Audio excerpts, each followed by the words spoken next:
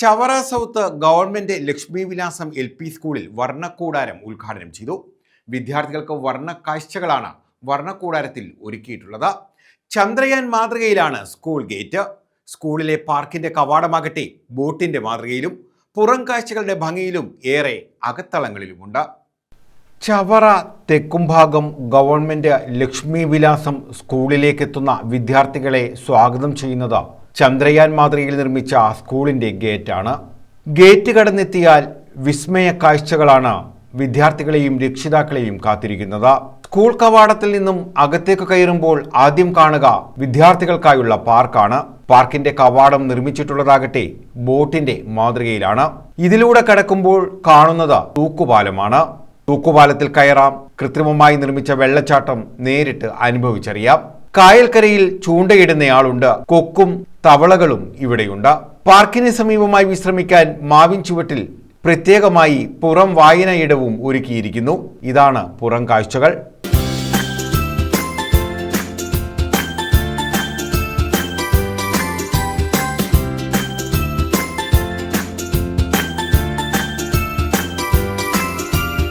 ഇനി അകത്തേക്ക് കടന്നാലോ? ക്ലാസ് മുറികളിലേക്ക് കയറും മുമ്പ് കെട്ടിടത്തിന്റെ ചുവരുകളിൽ വിവിധ ഇനത്തിലെ ചിത്രപ്പണികളുണ്ട്. ക്ലാസ് മുറികളിൽ കാർട്ടൂൺ കഥാപാത്രങ്ങൾ നിറഞ്ഞു നിൽക്കുന്നു. ഭാഷായിടം, ശാസ്ത്രയിടം, കുഞ്ഞരങ്ങ്, അകംകളിയിടം, കരകൗശലിയിടം, വരയിടം എന്നിവയും സ്കൂൾ മുറികൾക്കുള്ളിൽ ഇടം പിടിച്ചിരിക്കുന്നു.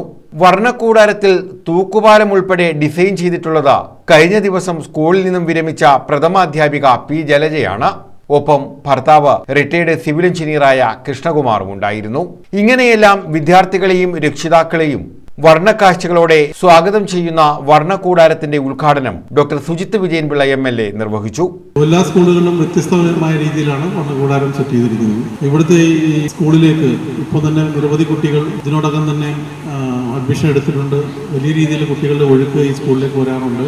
ഈ വർണ്ണക്കൂടാരം പദ്ധതികൾ വരുന്നതോടി അതിന് കൂടുതൽ ഉത്തേജകം ചെയ്യുന്ന രീതിയിലുള്ള ഒരു പ്രവൃത്തിയാകട്ടെ എന്ന് ആത്മാർത്ഥമായി ആശംസിക്കുകയാണ്.